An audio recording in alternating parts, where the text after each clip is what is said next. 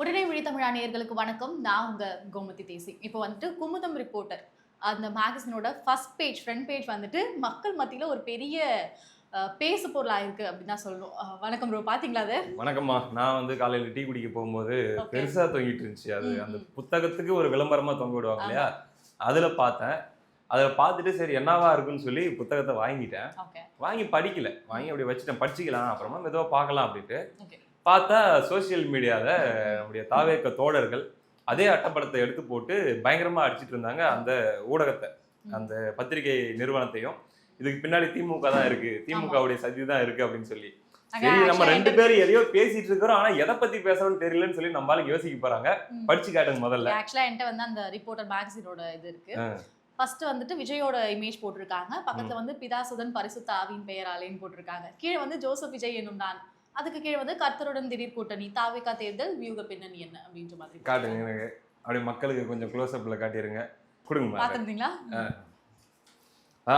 பிதாசுதன் பரிசுத்தாவின் பெயராலே ஜோசப் விஜய் என்னும் நான் கர்த்தருடன் திடீர் கூட்டணி அப்படின்னு சொல்லி ஒரே மாதிரி படிக்கணும். கலர் வேற ஒரு கலர்ல கொடுத்திருந்தாலும் அப்படிதான் அவங்க சொல்ல வராங்க. இது வந்து பாத்தீங்கன்னா இப்ப விஜய் தொண்டர்கள் அல்லது தாவேக தோழர்கள் இந்த செய்தியை எப்படி பாக்குறாங்க அப்படின்னா, எங்களுக்கு மத முத்திரை குத்தி ம். எங்களுக்கு வந்து மாற்று மதத்தை சார்ந்தவர்களுடைய ஓட்டு வராம பண்றதுக்காக இந்த பத்திரிகை பண்ணக்கூடிய சதி. ஓகே. ஏதோ ஒரு மதத்துக்கான தலைவர் ம். அப்படின்ற மாதிரி அவரை வந்து அடையாளப்படுத்தி அவரை வந்து மற்றவங்க கிட்ட இருந்து பிரிக்க பாக்குறீங்க. இது வந்து திமுக தான் இதை பண்ணுது அப்படின்னு சொல்லி பல்வேறு விதமா அவங்களுடைய கோபத்தை வெளிப்படுத்திட்டு இருக்காங்க. ஓகே. எனக்கு அந்த நியூஸ் பார்க்கும்போது எனக்கு அப்படிலாம் தோணல. ஓகே. உண்மையில் இந்த செய்தியை பார்த்து டென்ஷன் ஆக வேண்டியது யாரு அப்படின்னா, ஏன்னா ஒருவேளை அட்டப்படத்தை மட்டும் பார்த்தா அப்படி தோணலாமோ என்னவோ, ம். ஆனா அது சம்பந்தமா வந்திருக்கிற செய்தி கடைசி 2 பக்கத்துல இருக்குது. அதை பார்க்கும்போது டென்ஷன் ஆக வேண்டியது விஜய் ரசிகர்களோ தாவேக தோழர்களோ இல்ல. ம். திமுக உடன்பிறப்புகளும் திமுகவுடைய தலைமையும் பெண் நிறுவனமும் தான் அதை பார்த்தா டென்ஷன் ஆகணும். ஓகே. ஏன்னா அதுல வந்திருக்கிற செய்தி அப்படிப்பட்ட செய்திமா. ம். நம்ம செய்தியை டீட்டெயிலா பார்ப்போம். ஓகே. அதுக்கு ஆக்சுவலா சொல்லுங்கம்மா ஆக்சுவலா சொல்லுங்க. வந்துட்டு அப்படின்னு பார்க்கப்பட்டா, இப்போ இதுவரைக்கும் வந்துட்டு விஜய் அவர்களா தான் தெரியும். ஆனா புசி ஆனந்த் வந்து ரீசென்ட்டா நடந்த ஸ்டேஜ்ல வந்து ஜேவி அப்படின்ற நேம் ஜோசப் போட்டு விஜய் அப்படின்றத அவர் ஆமா. அங்க சொல்றாரு. Then why that identity Christianity identity வருது. அவரு ஆமா அந்த ஐடென்டிட்டி என்னைக்குமே அவர் மறைக்கணும்னு நினைச்சதே இல்ல. ஓகே. மெர்சல் இஷ்யூ வந்த டைம்ல எல்லாம் பாத்தீங்கன்னா ம். அவரை வந்து ஜோசப் விஜய்னு சொல்லி இங்க இருக்கக்கூடிய பாஜகவை சார்ந்தவர்கள்லாம் அரசியல் பண்ணும்போது ம். அவருடைய லெட்டர் பேட்லயே வந்து பாத்தீங்கன்னா ஜீசஸ் சேவ்ஸ் யூ அப்படின்ற மாதிரி மேல ஒரு வாசகம் போட்டு ம். ஜோசப் விஜய்னு தான் அவருடைய லெட்டர் பேடே விட்டாரு. ஓகே. அதான் நான் ஆமா இப்ப என்ன அப்பயும் என்ன மக்கள் செலிப்ரேட் பண்ணுவாங்க அப்படிங்கிற மாதிரியான ஒரு விஷயத்தை தான் அவர் அங்க பதிவு பண்ணாரு. ம். அதுக்கப்புறம் சினிமால சிலுவையை போட்டு வர்றது, ராயப்பன் சொல்லி ஒரு கேரக்டர் வர்றது, ம். இப்படி நிறைய பண்ணிட்டு இருந்தாரு. ம். அது ஒரு பக்கம் இருக்கட்டும். இப்ப நம்ம விவாதிக்கிற விஷயம் அது இல்ல. இங்க கதையே வேற. என்ன அப்படின்னா அந்த செய்தியை வந்து ஒருவேளை தாவேக தோழர்கள் பார்க்காம இருக்கலாம். அந்த செய்தியை பார்க்கறதுக்கு முன்னாடி எனக்கு ஒரு ஒரு 10 நாளைக்கு முன்னாடி திமுகவை சார்ந்த ஒருத்தர்கிட்ட பேசுறதுக்கான ஒரு வாய்ப்பு கிடைச்சுமா. ஓகே. திமுகவை சேர்ந்த ஒருத்தர்னா கொஞ்சம் திமுகவுக்கு முக்கியமானவர்னே வச்சுக்கோங்களேன். பிரமுகர். அவர்கிட்ட பேசும்போது அவர் என்ன சொன்னாரு, நாங்க முழுசா நம்பி இருக்கிறது இந்த வாட்டி வந்து மோடியையும் ம். கிறிஸ்தவ இஸ்லாமியர்களையும் தான். மோடியை எதற்காக நம்புறாங்கன்னா அவருடைய எதிர்ப்பு ஓட்டு வரும் அப்படின்றதுக்காக. கிறிஸ்தவ இஸ்லாமியர்கள் எதுக்கு நம்புறாங்கன்னா ஆப்வியஸா அந்த எதிர்ப்பு ஓட்டுகள் இவங்க கிட்ட இருந்து முழுசா வந்துரும் ம். அப்படின்றதுக்காக. அப்போ வந்து நான் சொன்னேன், நான் இஸ்லாமியர் ஓட்டுகள் அப்படின்னா கூட அதுல ஒரு பெரிய நம்பர்ஸ் இருக்குன்ற மாதிரி சொல்லலாம். கிறிஸ்தவர் வாக்குகள் அப்படின்ட்டு எவ்வளவு இருந்துட்டு போகுது, ஒரு 2-3% 4% மேக்சிமம் ம். அவ்வளவுதானே இருக்கும் அப்படின்ற மாதிரி நான் சொல்லும்போது அவர் ஒரு விஷயம் சொன்னார், தம்பி அப்படி இல்லை, நம்ம சென்சஸ்ல கிறிஸ்தவர்கள் அப்படின்னு சொல்லி தன்னுடைய மதத்தை அடையாளத்தோட சொல்லக்கூடியவங்களுடைய எண்ணிக்கைன்னு பார்த்தா ஒரு நம்பர் இருக்கும். ஆனா கன்வெர்ட் ஆனவங்க அவங்க இவங்கன்னு சொல்லி கிறிஸ்தவர்கள் இப்போ ரீசென்ட்லி கன்வெர்டட் அப்படின்னு சொல்லி லாஸ்ட் 3 இயர்ஸ்ல 2 இயர்ஸ்ல அப்படின்லாம் பார்த்தோம்னா நிறைய பேர் இருப்பாங்க. ம். அதெல்லாம் தெரியாது.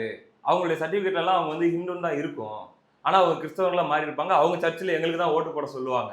ம். அந்த ஓட்டெல்லாம் கூட எங்களுக்கு தான் வரும். அது வேற நம்பர் தம்பி, ரியல் நம்பரு ம். அப்படிங்கிற மாதிரியாக ஒரு விஷயம் அவர் பேசிட்டு இருந்தார். நான் எல்லா கட்சிக்காரங்கிட்டையுமே பேசுவேன். நேற்று ஒரு ஆர்எஸ்எஸ் காரர்கிட்ட பேசிட்டு இருந்தேன். அவங்க கிட்ட இருந்து நிறைய அவங்களுடைய இன்சைட்ஸ் என்ன, அவங்களுடைய தாட் ப்ராசஸ் என்ன அப்படின்றதெல்லாம் கேட்டு நான் தெரிஞ்சுப்பேன். எல்லாரோடையுமே இயல்பா பழகக்கூடியவங்க. அந்த அடிப்படையில் நான் அதை பார்த்தேன். ம். அந்த அந்த பேச்சுவார்த்தை நான் அவர்கிட்ட பேசுனதெல்லாம் முடிஞ்சு இப்போ ஒரு 10 நாள் கழிச்சு தான் இந்த செய்தி பார்க்குறேன். ஓகே. இப்போ நான் இந்த செய்தியில் இருக்கக்கூடிய சாராம்சத்தை நான் சொல்றேன். ம். இதை பார்க்கக்கூடிய விஜய் ரசிகர்கள் அல்லது வந்து திமுக காரங்க இது உண்மையிலே யாருக்கு வைத்த கலக்க வேண்டிய செய்தி அப்படின்றத புரிஞ்சுக்கலாம். என்ன அப்படின்னா அதான் ஜோசப் விஜய் அவர்கள் அப்படின்னு சொல்லி புசி ஆனந்த் அவர்கள் குறிப்பிட்டார் அப்படின்னு சொல்லி இந்த செய்தி ஆரம்பிக்குது. அப்படியே மெல்ல மெல்ல போகும்போது அவங்க என்ன போடுறாங்கன்னா மாஸ்டர் விஜயின் மாஸ்டர் பிளான் என்ன அப்படின்ற மாதிரி அந்த செய்தி. என்னன்னா சபைகள் தமிழ்நாட்டில் பொதுவாகவே கிறிஸ்தவ சபைகள் அப்படின்னு எடுத்துக்கிட்டோம்னா அதில் வந்து மேஜராக ஒரு 3 வகையாக பிரிச்சுக்கலாமா, 3 அல்லது 4 வகையாக பிரிப்பாங்க. அதுலேயும் இன்னும் மேலோட்டமாக பிரிக்கணும் அப்படின்னா ஆர்சி அப்படின்னு சொல்லி, ரோமன் கேத்தலிக் அப்படின்னு சொல்லி ஒன்று, இன்னொன்று CSI, church of south India அப்படின்னு சொல்லி ஒன்று வரும். அதுக்கப்புறம் இன்னொன்று வந்து பார்த்தீங்கன்னா பெந்தகோஸ்தே சபைகள் அப்படின்னு சொல்லுவாங்க. அவங்க தான் பார்த்தீங்கன்னா பெரும்பாலும் இப்போ ரீசென்ட்லி கன்வெர்டட் அப்படின்னு சொல்லி இந்த பெந்தகோஸ்தே அப்படிங்கிற இந்த கேட்டகரிக்குள்ள, இந்த ப்ரொட்டஸ்டன்ஸ் அப்படின்னு சொல்ற இந்த கேட்டகரிக்குள்ள பல்வேறு சபைகள் இருக்கும், நிறைய இருக்கும். அதுல வந்து துண்டு துண்டா நிறைய வகையான சபைகள் இருக்கும், அவங்களுக்கு நிறைய பிரான்ச் இருக்கும் அப்படி. சரிங்களா? இப்போ இந்த சபைகள் எல்லாமே எப்பயுமே ஒவ்வொரு தேர்தலையுமே திமுகவுக்கு தான் ஓட்டு போடணும் அப்படிங்கிறது அவங்களுக்குள்ள எழுதப்படாத ஒரு புரிதல். காங்கிரஸ் திமுக அலைன்ஸ் தான், அது நாடாளுமன்ற தேர்தலாக இருந்தாலும் சரி, சட்டமன்ற தேர்தலாக இருந்தாலும் சரி, அவங்களுக்கு தான் போடணுன்ட்டு அப்படியே செட் ஆயிருப்பாங்க. குறிப்பா ஆர்சியை தவிர மீதி 2 சபைகள், இந்த ரோமன் கேத்தலிக்ல மட்டும்தான் கொஞ்சம் கட்சிக்காரங்க அப்படின்ற மாதிரி இருப்பாங்க. நான் அதிமுக காரங்கன்னு கொஞ்சம் பேர் இருப்பாங்க, நான் திமுகன்னு கொஞ்சம் பேர் இருப்பாங்க, காங்கிரஸ்ன்னு இருப்பாங்க. அப்படி எல்லா கட்சியிலையும் கொஞ்சம் கொஞ்சம் பேர் இருப்பாங்க. மற்ற சபைகள் அப்படி முரட்டுத்தனமான திமுக காங்கிரஸ் அப்படின்றதுல. இதுல என்ன கூத்து அப்படின்னா, இந்த பெந்தகோஸ்தே சபைகள் அப்படின்னு சொல்லப்படுற சபைகள்லாம் பார்த்தீங்கன்னா பயங்கர ரெஸ்ட்ரிக்ட்மா. அரசியலை பற்றி போதிய புரிதல் வர அளவுக்குலாம் வந்து பார்த்தீங்கன்னா அவங்க சபையில் இருக்கிற மக்களை வந்து வச்சிருக்க மாட்டாங்க.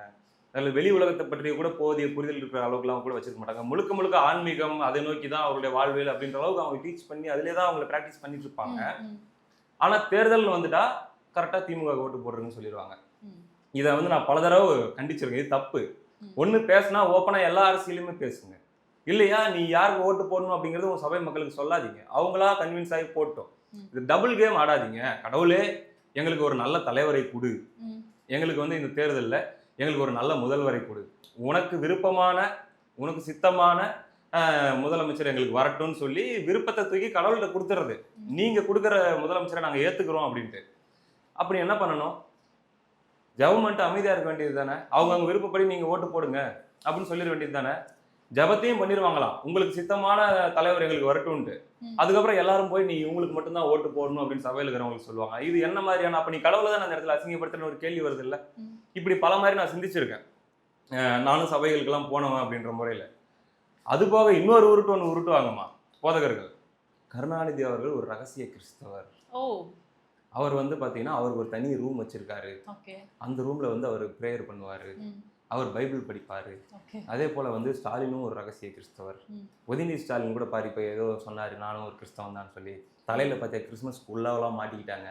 நம்ம ஃபாதருங்க பாஸ்டருங்க கூட எல்லாம் பாரு நிக்கிறாங்க, அவங்கெல்லாம் வந்து மறைமுகமா ஏத்துக்கிட்டாங்கப்பா நம்ம கர்த்தரை அப்படிங்கிற மாதிரி வந்து பாத்தீங்கன்னா பேசிட்டு இருப்பாங்க. ஆனா உண்மைக்குமே வந்துட்டு உதயநிதி வந்துட்டு ஒரு இதுல சொல்லிருக்காங்க, அவங்க தான் சொல்றேன், அரசியல்வாதிகள் பேசுறதெல்லாம் ஒரு பேச்சே கிடையாதுமா. நாளைக்கு பக்ரீத் ரம்ஜான்னா போயிட்டு தலையில குல்லா போட்டுட்டு போயிட்டு அங்கேயும் உட்காந்துக்கிட்டு நோம்பு கஞ்சி குடிப்பாங்க.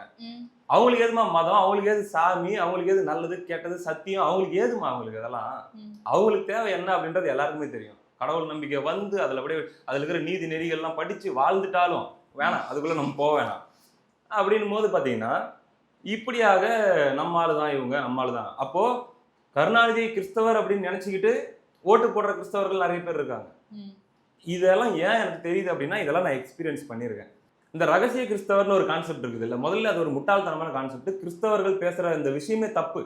ஏன் அப்படின்னா அவங்களுடைய நம்பிக்கைப்படி பைபிள் என்ன சொல்லுதுன்னா, வெளியே நீ வந்து நீ கிறிஸ்டியன், நீ வந்து கிரைஸ்ட வந்து ஏத்துக்கிட்ட அப்படின்னா, அக்செப்ட் பண்ணிட்ட அப்படின்னா, நீ அதை பொது வெளியில சொல்லணும், அதை நீ வந்து பொது வெளியில ஆணையிடணும் அப்படின்னு தான் கிறிஸ்டியானிட்டி சொல்லுது. அது என்ன, நான் போய் ரகசியமா கிறிஸ்தவராக இருப்பேன், வெளியே நான் பகுத்தறிவாதி, நான் பெரியாரிஸ்ட், கடவுளில் மறுப்பாளன் அப்படின்னு சொல்றதை எந்த கிறிஸ்தவமும் ஏத்துக்கல.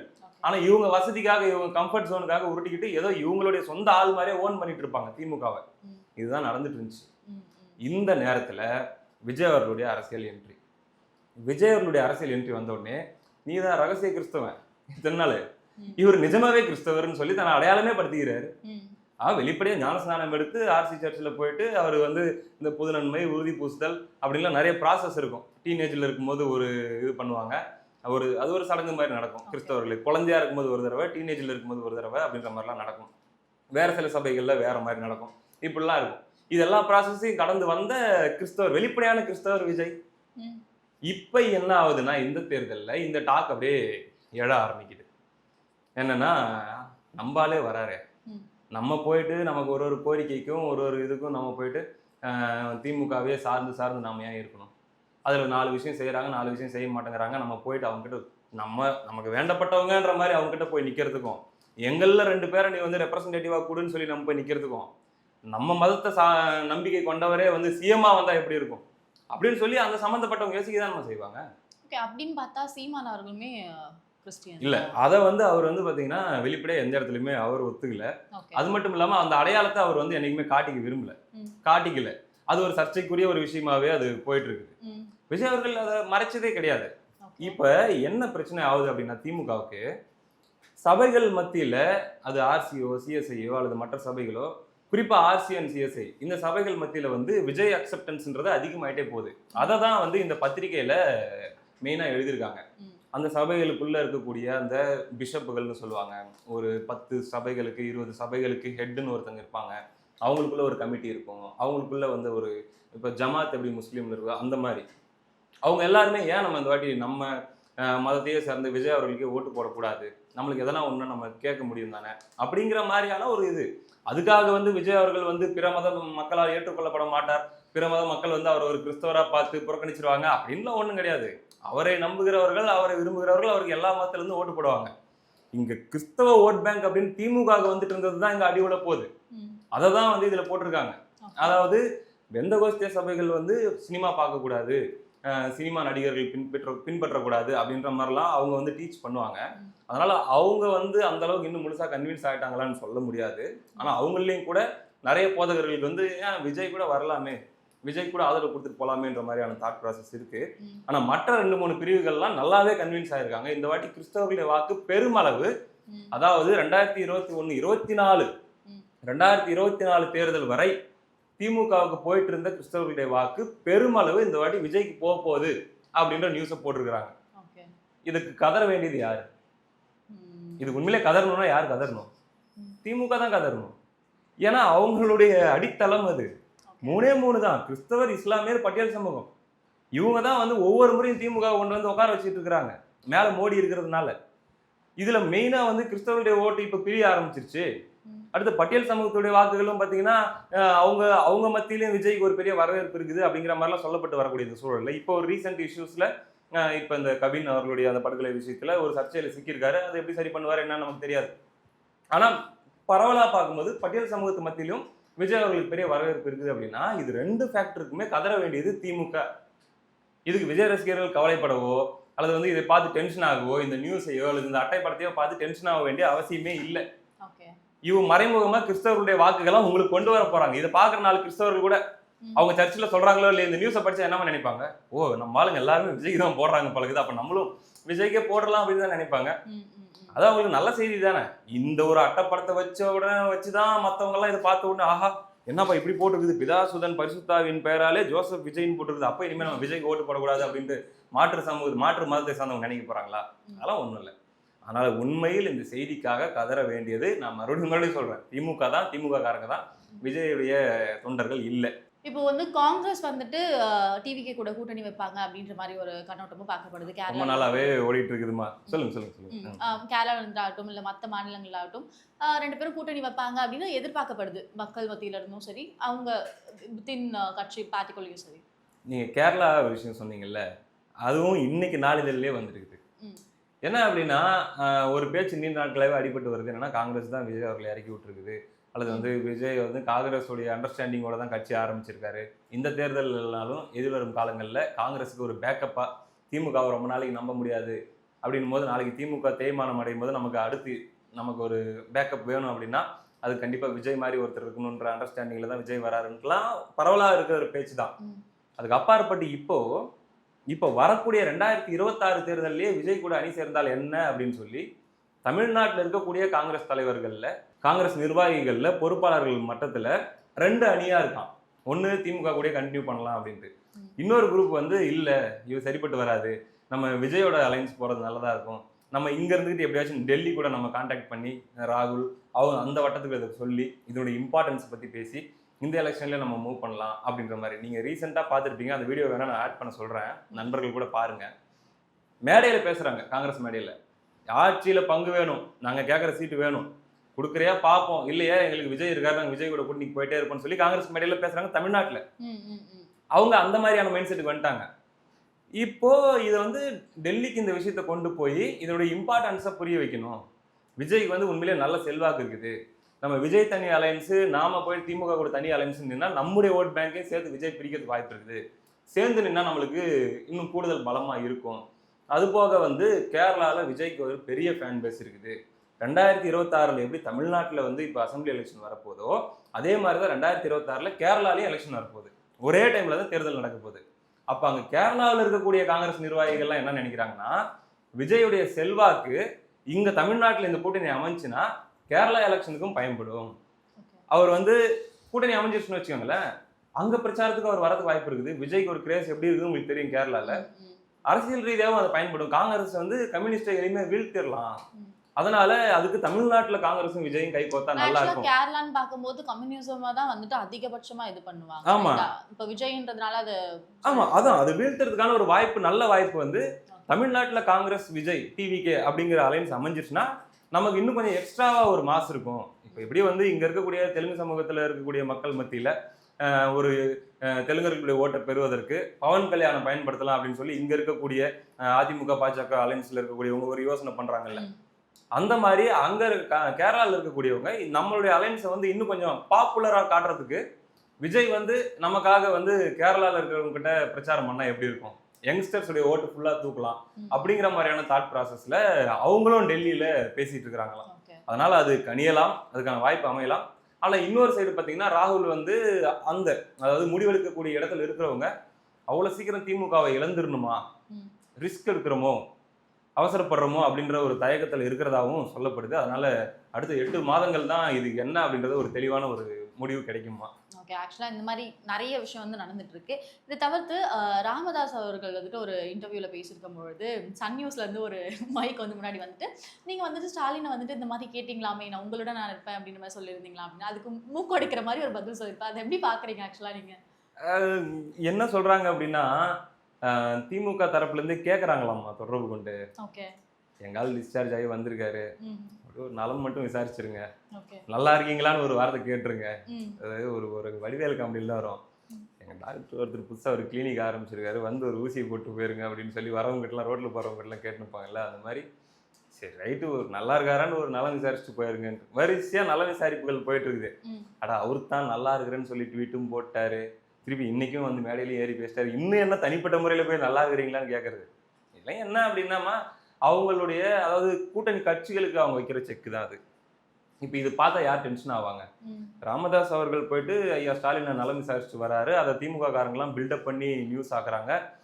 அதை வந்து திமுக காரங்களே வந்து நான் உங்களோட இருப்பேன்னு சொல்லி ராமதாஸ் சொல்லியிருக்காரு அப்படின்னு சொல்லி அது ஒரு செய்தியாக பரப்புறாங்க ஊடகங்கள் மூலமா. அப்படின்னா இதை பார்த்தா யார் டென்ஷன் ஆவாங்க? திருமாவளவன் டென்ஷன் ஆவார்.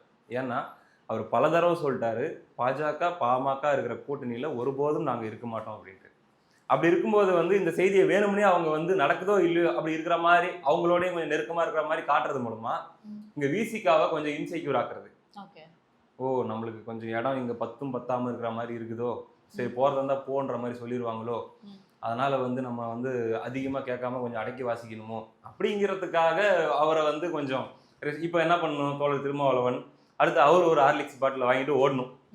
நீ போன்ல தானே நலம் விசாரிச்ச, நான் நேர்ல போய் நலம் விசாரிச்சு கழுத்துல தொட்டு பார்த்து காய்ச்சல் அடிக்கிறதா அப்படின்னு கேட்டு வர பாக்குறியா அப்படின்னு சொல்லி இப்ப நாளைக்கு தோழர் போகணும். அவருக்கு இது ஒரு அசைன்மெண்டா தான் இருக்கும். ஏன்னா இவங்க வேலை பார்த்து விட்டுறாங்கல்ல, இப்படி மேட்சிங் இப்படி இப்படி இப்படிதான் போயிட்டு இருக்கும். அடுத்த ஒரு 6 மாசம் செம்ம ஜாலியா இருக்கும். ஓகே ஓகே, இது வரைக்கும் கேட்ட கொஸ்டின்ஸ் எல்லாமே ரொம்ப தெளிவா பேசிட்டு இருக்கோம். இதுக்கப்புறம் வர அரசியல் அப்டேட்ஸுமே கிளியரா பேசலாம். ரொம்ப நன்றி. நன்றி.